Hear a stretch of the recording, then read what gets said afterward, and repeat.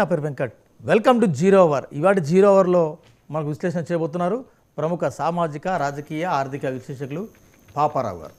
Right, ఇవాళ అటు ఆంధ్రప్రదేశ్ ఇటు తెలంగాణలో చాలా ముఖ్యమైన కీలకమైన అంశాలపై వారు చర్చించేందుకు సిద్ధంగా ఉన్నారు. మొదటగా ఇవాళ నందమూరి తారక రామారావు 28వ వర్ధంతి వేడుకలు కాస్త వివాదాస్పదమవుతున్నాయి. అటు గుడివాడలో ఇటు హైదరాబాద్లో చిలికి గాలివానలుగా మారాయి. చిన్న టీ కప్పులో తుఫాన్లాగా గొడవ కాకుండా ఆ గొడవ కొద్దిగా పెద్దదిగా మారే అవకాశాలు స్పష్టంగా కనబడ్డాయి. ముందుగా గుడివాడలో ఈ గొడవ జరిగింది. కొడాలి నాని వర్సెస్ అదేవిధంగా Chandrababu, TDP versus YCP. Paparao గారు, నిన్నటి నుంచి మీడియాలో ఇదే పెద్ద ఎత్తున చర్చకు వస్తుంది. గుడివాడలో బల ప్రదర్శన, వైసీపీ వర్సెస్ టీడీపీ, చంద్రబాబు ఎందుకు వస్తారని వీళ్ళు, అసలు మీరు ఎందుకు వస్తారని వాళ్ళు. అసలు గుడివాడ అంటే ఎన్నికల ముందు రాజకీయం దేనికి? అంటే ఎన్నికల ముందేగా చాలా కాలంగా కొడాలి నాని గారు పదే ఎన్టీఆర్ వారసత్వం అనేది చంద్రబాబుకు మాత్రం దక్కదెట్టి పరిస్థితుల్లో ఆయన వెన్నుపోటు పొడిచారనేది పదే ఆయన రిపీటెడ్గా ఈ 5 సంవత్సరాల్లో అంతకుముందు కూడా ఆయన చాలాసార్లు, అంటే ముందంటే ఓవరాల్గా చాలాసార్లు ఆయన చంద్రబాబు మీద చాలా తీవ్రంగా కఠినంగా విమర్శలు చేస్తున్నారు. దానిలో అసలు ఏమాత్రం ఆయన భాష కూడా ఆయన పట్టించుకోకుండా చేస్తున్న మాట నిజం. అందుకని ఏంటంటే ఈరోజు ఎన్టీఆర్ వారసత్వం గురించిన ఒక టగ్ ఆఫ్ వార్ నడుస్తుంది. అయితే ఓవరాల్గా ఎన్టీఆర్ వారసత్వం గురించిన టగ్ ఆఫ్ వార్ లక్ష్మీపార్వతి గారి మధ్య, చంద్రబాబు మధ్య గతంలో సెటిల్ అయినా ఈరోజు జగన్ మళ్ళీ అధికారంలోకి వచ్చిన తర్వాత రాజశేఖర రెడ్డి ఉండగా ఈ ప్రశ్న లేదు. అంటే రాజశేఖర రెడ్డి వర్సెస్ చంద్రబాబు గారిని నడిచింది అది. తర్వాత ఈ కాలం ఇప్పుడు ప్రస్తుతం ఏంటంటే చంద్రబాబు ఆ వారసత్వాన్ని క్లెయిమ్ చేయలేరు అనేది. అంటే కొడాలి నాని ఇటు పక్క తేల్చుకున్న తర్వాత వైసీపీతో ఉన్న తర్వాత అది నిత్యం రగులుతున్న ఇదిలాగే ఉంది. పైగా ముఖ్యంగా గుడివాడ, ఎక్కడైతే నిమ్మకూరు ఎన్టీఆర్ సొంత ఊరు ఉందో అక్కడ ఇది మెయిన్గా ఆయన ప్రాంత వాసులు మధ్యలో తేల్చుకోవాల్సిన విషయంగా ఫీల్ అవటం.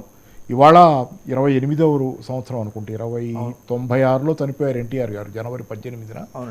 28 ఏళ్ళు అయింది సుమారుగా.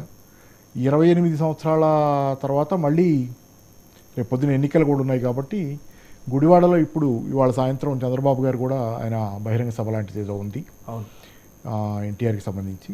ఆ సందర్భంలో ఏంటంటే తీవ్రంగానే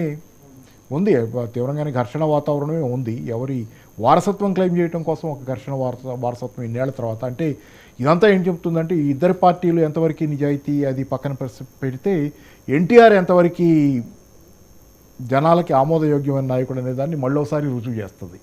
ఎన్టీఆర్కి అంత గొప్ప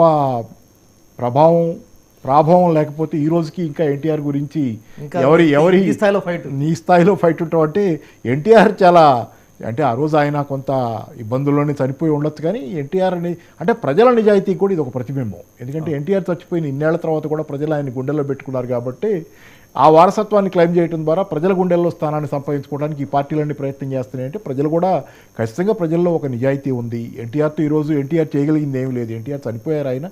ఆయనతో ఏ ఉపయోగం అనేది ప్రయోజనాలు లేకుండానే ప్రజలు మాకు మంచి చేశాడు ఈయన వల్ల మేము బాగున్నామనే ఒక కృతజ్ఞతాభావం వాళ్ళలో ఉండటం వల్ల ప్రజలు గొప్పవాళ్ళు అంటానికి. అంటే రాజకీయ నాయకుల్లో లేనిది కులీన వర్గాల్లో ముఖ్యంగా లేనిది ఏంటంటే ఈ కృతజ్ఞతాభావం కానివ్వండి, ఏదైనా పొందిన తర్వాత దానికి నిబద్ధంగా ఉండటం, ఇవన్నీ లేవు.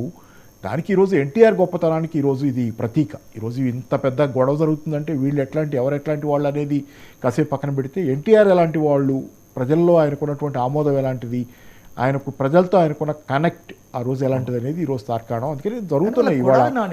కొడాలి నాని వైసీపీలో ఉండి కూడా ఇంకా ఎన్టీఆర్ లెగసీ కోసం అంటే వైసీపీలో ఉండటం ఏముంది, ఆ మాటకు వస్తే ఎవరైనా క్లెయిమ్ చేయొచ్చు ఎన్టీఆర్ లెగసీని. ఎవరైనా అంటే లెగసీ అంటే ఆయన ఒక కుటుంబానికి పరిమితమైన వ్యక్తిగా చూస్తే ఇప్పుడు కుటుంబానికి సంబంధించిన వ్యక్తిగా చూస్తే అల్లుడిగా చంద్రబాబు, లేకపోతే ఆ కుటుంబంలో ఇతరులు క్లెయిమ్ చేయాలి తప్పితే బయట వాళ్ళు క్లెయిమ్ చేయాలి. ఆయన కుటుంబానికి పరిమితమైన వ్యక్తి కాదు. ఆయన కుటుంబంతో కూడా ఘర్షణ పడ్డాడు కదా నిరంతరంగా.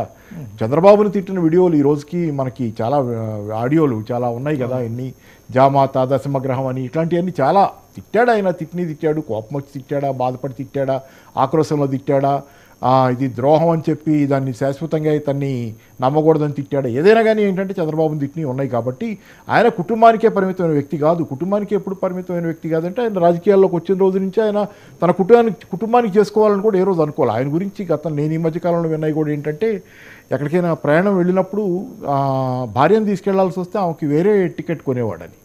ఆమె టికెట్ తనుగొనేవాడు.